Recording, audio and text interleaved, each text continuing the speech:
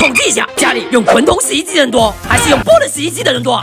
像我家那台波轮，真的不是给我这种腰椎不好的人用的。而且大多数波轮洗衣机都有个通病，就是伤衣服，每次洗完衣服都会打结，衣服买的再多都不够糟蹋。而最近就有个商家宣称，他家的波轮洗衣机不仅不用弯腰，而且洗衣服还不伤衣。不可能，绝对不可能！买回来了，直接测一下这台松下不弯腰波轮洗衣机，看看它是不是虚假宣传。哎，它的操作面板是在后面的，而且还翘起来了一点，这样操作确实不用低头。不过这不还是波轮洗衣机吗？拿衣服还是得弯腰啊！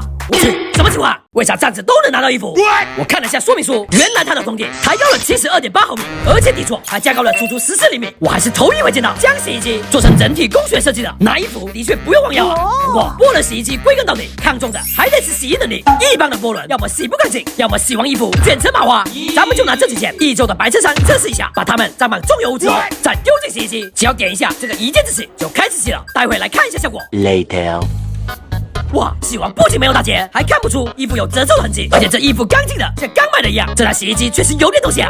我研究了一下，它洗得干净是因为采用了水氧泡沫净技术，其实就是将洗衣液持续发泡成细微的泡沫，能亲手的金属衣物纤维直接洗掉附着在衣物上的油脂皮屑。而另一方面，它又跟传统波轮洗衣机不一样，松下采用了变频直驱离心洗方式，那种高速旋转让衣物紧贴内壁，而离心水就负责洗衣服，这样衣服就不会缠绕到衣柜去了，大大减少了对衣服的损耗。而且再看看这个底部的波盘啊，很贴心的做了抗菌处理，全家人的衣服都能放心的交给他去洗。整体测下来，确实像商家宣传的那样，不用弯腰也不伤衣服，可以说是方方面面都做得很好。波轮洗衣机选它没毛病。